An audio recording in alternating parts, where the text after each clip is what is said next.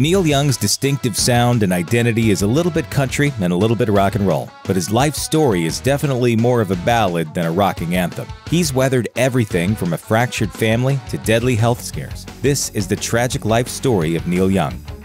The polio vaccine was widely distributed in the mid-1950s, saving millions from paralyzation and days spent in iron lungs. But for Neil Young, born in Canada in 1945, that all came too late. In his memoir, Waging Heavy Peace, Young remembers being around 5 years old when his parents rushed him to Sick Children's Hospital in Toronto, and that it was, quote, hard for him to walk for some reason. A painful lumbar puncture revealed what the doctor feared. Young Neil had polio. The disease had ravaged his body, and his brother, Bob Young, recalls a lengthy hospitalization, after which Neil had to relearn how to walk. Bob said, I remember him trying to get from one part of the living room to another by hanging on to furniture to keep his balance. He was unsure of what had happened with his battle with polio. I didn't die, did I? He said. Young felt the wages of polio well into adulthood. Lower back vertebrae were surgically removed, and he frequently wore a back brace, even during concerts. Well, literally speaking, I see the world through one eye much more than I do through the other, because one side of my body was affected by polio.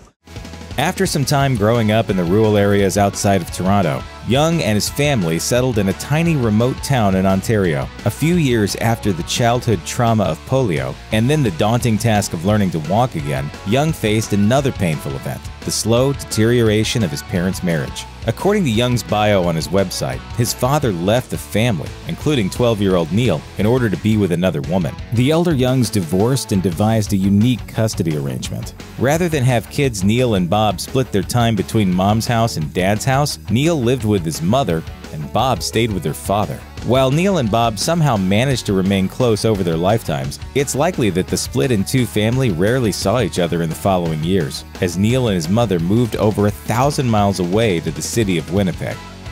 In 1949, not long before he contracted polio, 4-year-old Neil Young was diagnosed with type 1 diabetes. That means Young has been taking multiple daily insulin injections for over 70 years as of 2019. Too much insulin can lead to hypoglycemia attacks, or low blood sugar, which can present with shaking and a lack of body control. Young thought he was having an episode like this in 1967. He was hanging out at a radio festival called the Hollywood Teen Fair when he suddenly found himself on his back on the pavement.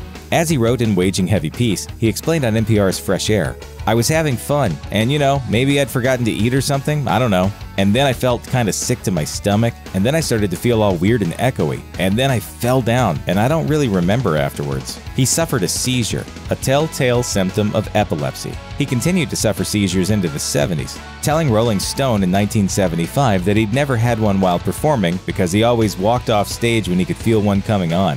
As of 2012, however, the rocker told NPR, they don't happen anymore. I think I outgrew them. Plenty of people see an actress in a movie and develop a serious crush, but famous people can actually maneuver to meet that person. According to People, Young saw the 1970 movie Diary of a Mad Housewife and became transfixed with its star, Carrie Snodgrass. Young tracked Snodgrass down to the theater where she was acting in a play. Snodgrass admitted, there was a note on my dressing room table that said, "Call Neil Young." By 1971, the couple was living together, and in 1972, their son Zeke was born and diagnosed with cerebral palsy. By 1975, Young was done with the whole family thing. Snodgrass explained, he started hanging out with the guys, going to LA alone. Then one day he came back and said he thought it was time for me to leave. After he kicked him out, Young moved his ex-partner and their son around a series of LA rental houses until he gave her a house and gave her substantial amounts of unofficial child and spousal support payments. Over the years, taking care of Zeke cost more and more while Young's financial assistance grew inconsistent. In 1983, Snodgrass took her case to a Los Angeles court, which ordered Young to make $10,000 monthly child support payments.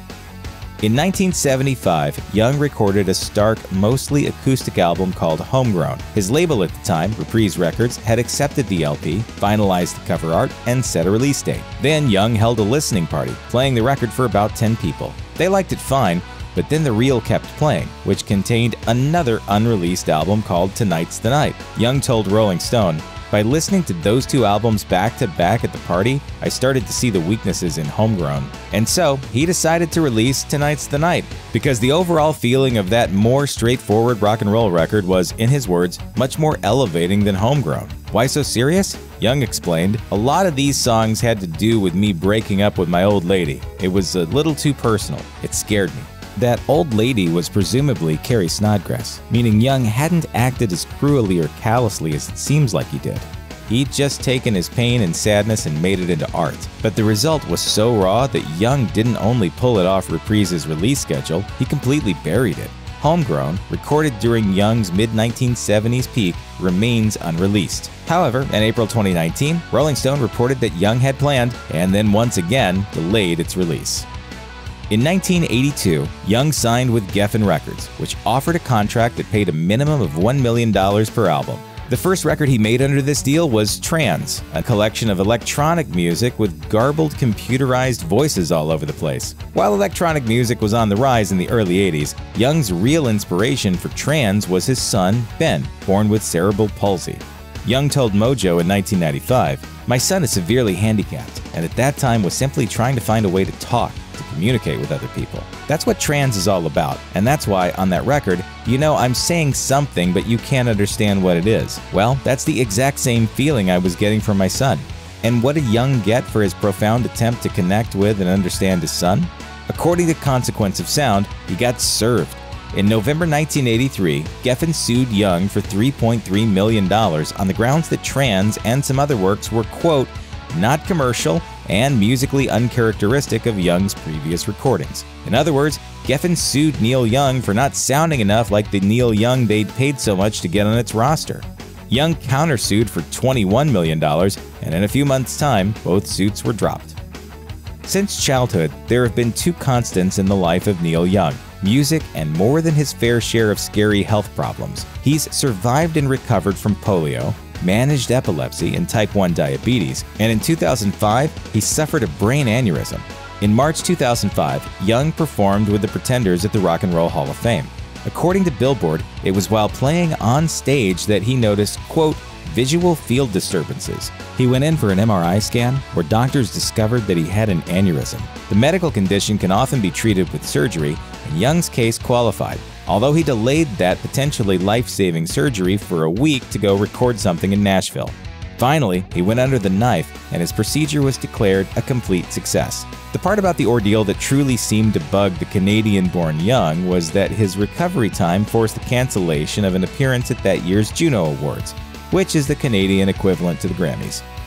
Back in 1974, while he was still partnered with Carrie Snodgrass, Young met Peggy Morton, a waitress in her early 20s who worked near his Broken Arrow Ranch in Northern California. According to The Guardian, Young ditched Snodgrass and married Morton in 1978. In addition to helping found the Bridge School, a world-class institution for children with special needs, she performed as a backup singer for her husband, and finally released her first album in 2007. Peggy Young completed her final album, Raw, in 2017, essentially a concept album about divorce. In 2014, Young filed divorce papers and took up with Kill Bill star Daryl Hannah. Some of Peggy Young's lyrics refer to this dark time, like when she sings the words, "Why'd you have to ruin my life? Why'd you have to be so mean?" So while Young might not look or act like a party-hardy rock star, he did the most rock star thing ever, just shy of his 70th birthday, and left his wife for an actress.